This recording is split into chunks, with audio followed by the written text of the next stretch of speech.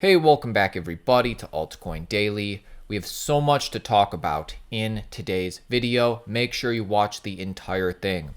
Bitcoin has dipped below $35,000 for the first time in a long time. My question to you is, was $34,000 the bottom? And in fact, I believe it touched 39,900 and we are at the lows right now. I'm curious to know what you think is happening in the comments, but let's just talk about reality. Bitcoin is now the lowest it has been in 6 months. The cryptocurrency market is plummeting. Ethereum, Solana hit 4-month lows and metaverse tokens are tanking. The market is still bright red as Bitcoin hits a 6-month low and other coins suffer while metaverse and gaming tokens are in free fall.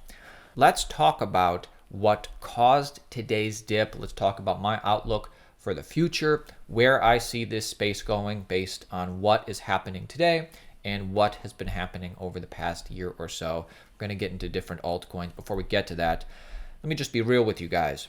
I was not expecting this to happen, as in I didn't think it was likely. Now, at the same time, I always knew it was possible. If you never thought this was possible, then maybe you haven't been in cryptocurrency that long. I suspect, because just tons of new people came into cryptocurrency in 2021, I suspect many of those people have sold near the bottom, have gotten out of the market, and that's where we are today.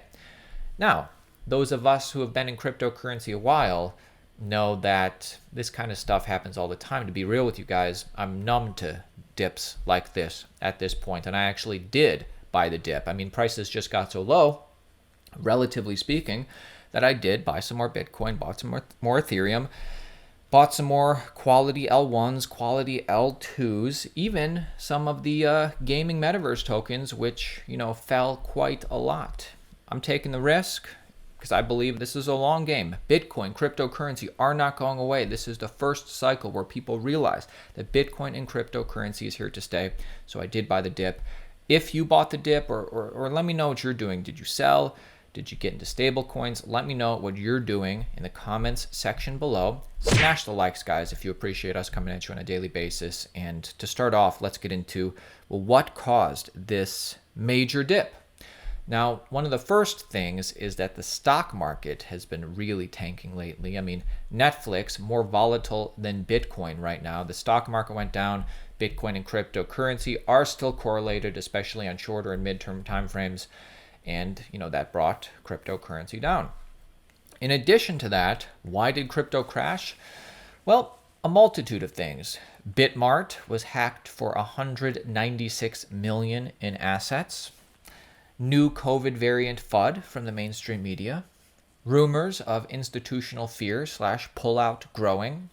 Stock market down, as mentioned, plus Fed tapering rumors. A lot of people, based on what the Fed is saying, are taking action now, even though the Fed hasn't done anything yet.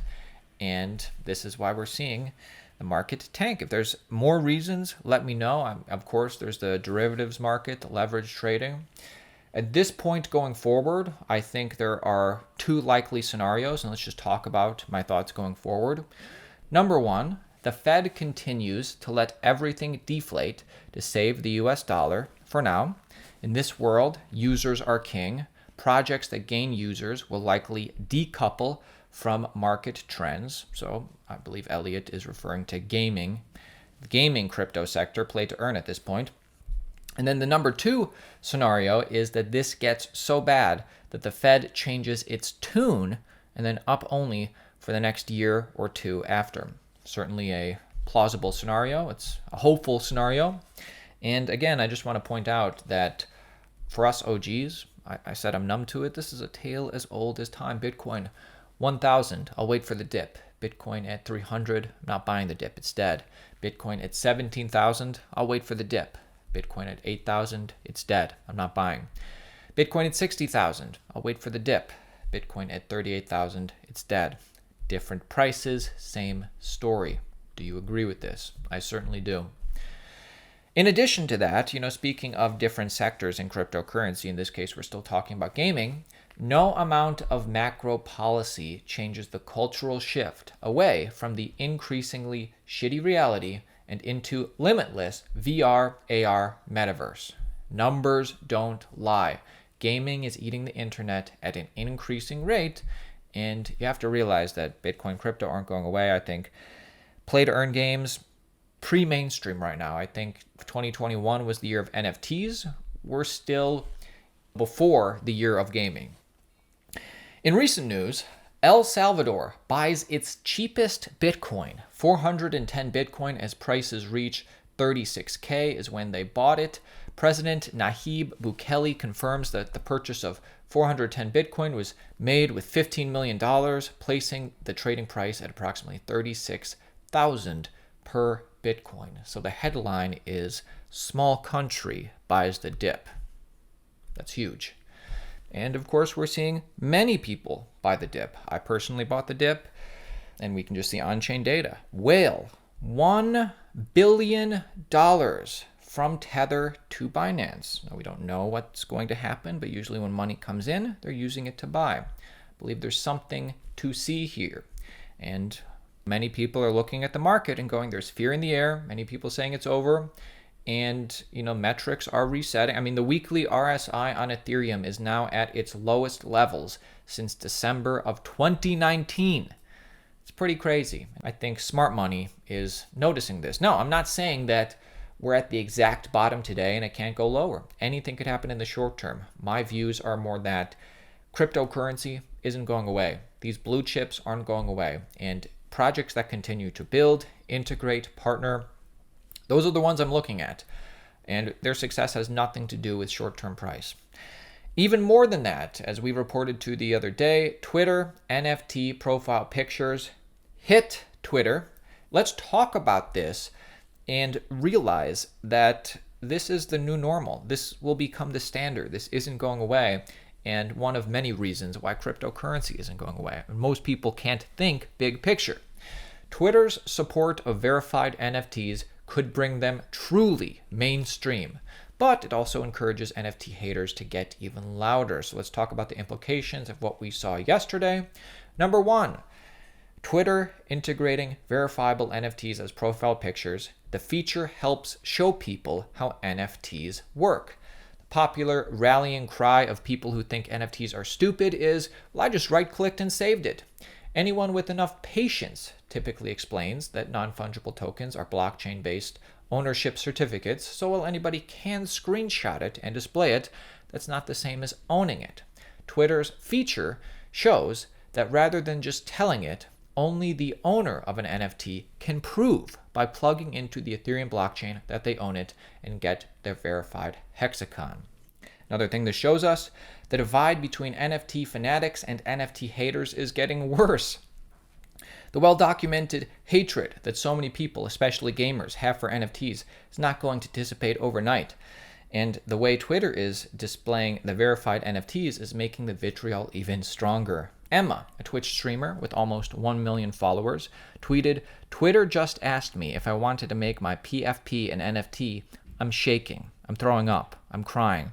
I just want to get back in time before those nerds made this shit mainstream." And hating something strongly, I believe, is what happens right before you begin to learn and change your mind and grow. And this is how the adoption happens. The haters have to be vocal. We have to address the haters, and eventually we find common ground. Number three, even the NFT crowd isn't entirely happy with Twitter's feature. NFT fans complained about Twitter using the NFT feature to sell Twitter Blue subscriptions. Of course, Twitter is a business, and businesses should be adopting crypto. They should be doing what's best for them, and in the process, crypto gets adopted. Number four, the feature marks Twitter even more as a pro-crypto company, and Twitter, of course, one of the biggest social media companies on the planet, huge for cryptocurrency. Number five, Twitter just gave OpenSea an even bigger lead because they connect with OpenSea to verify these Twitter PFPs. In addition, because again, this isn't going away, Twitter job posting hints at DAOs, membership tokens. The social media company is recruiting new employees to expand its crypto efforts. This is a microcosm for what many companies are doing. Twitter is hiring an additional leader for its cryptocurrency division, according to a newly published job posting. The job posting suggests that Twitter will explore DAOs, membership tokens, and other crypto applications. The new hire will work alongside Tess, who was recently hired to lead Twitter's crypto division. And again, this is happening in so many legacy mainstream companies. In addition, MiamiCoin continues to raise money for Miami, and a similar thing is happening in New York. These are the first two cities. MiamiCoin raised $24.7 million. As you know, you get Bitcoin dividends into the hands of citizens with its city coins, which are an open source protocol that provides fundraising mechanisms for cities. And in order for residents to acquire city coins, they must first purchase stacks on an exchange like OKCoin or Binance. On Tuesday, Coinbase said it plans to list stacks for trading, but has delayed it. But again, what do you think? Is this going to get bigger or is this going to get smaller? I think more than 2 cities are going to try this out, and this is where we are. In addition to this, speaking of NFTs, again, and many NFT projects probably won't hold their current values, but many will go on to bigger and better valuations, I believe. And NFTs as a general concept are truly here to stay.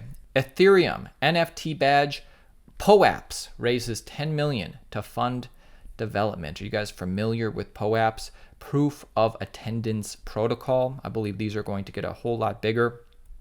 It's an Ethereum-based app that event organizers can give out as attendance badges in the form of NFTs. So these are NFTs, proof of attendance. These badges are minted using the ERC 721 token standard, and more than 2 million POAPs have been minted to date, according to the company. And if you've ever been to a cryptocurrency event, probably had little QR codes people were passing out. Claim your POAP. Only good for like 24 hours, 72 hours, and I believe as the world gets more digital and kids today spend so much time online, they're going to have a little POAP section on their page saying, hey, these are all the events I've attended. Don't you think that's going to get much bigger? I do. L2s continue to have different metrics trending up despite the prices being on a dip. In this case, Metis total value locked surges by 99,000% as the layer 2 race heats up. The total value locked on Metis rose 99,000% in a month after the layer 2 project integrated with numerous DeFi protocols and cross-chain bridges.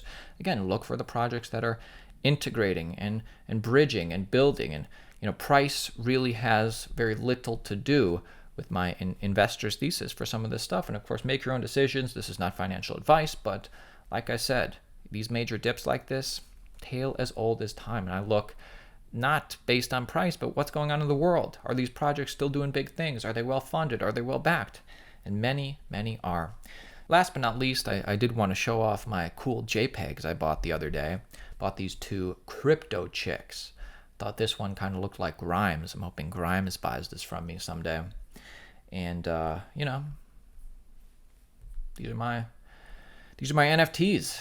And, I think the NFT market is very similar to where the altcoin market was in 2017, meaning many projects probably won't make it, but of course many will, and markets go in ebbs and flows all the time. But, the NFT market is getting a little frothy. But, that being said, I bought in.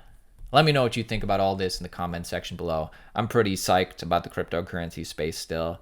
It's time in the market, not timing the market, and the people who do the best are the ones that are around at times like this. Anyway, just wanted to share the news, my perspective, what caused the crash, my opinion, and what I'm doing. Let me know in the comment section below your thoughts. And just like always, guys, we'll be back at you tomorrow, every day.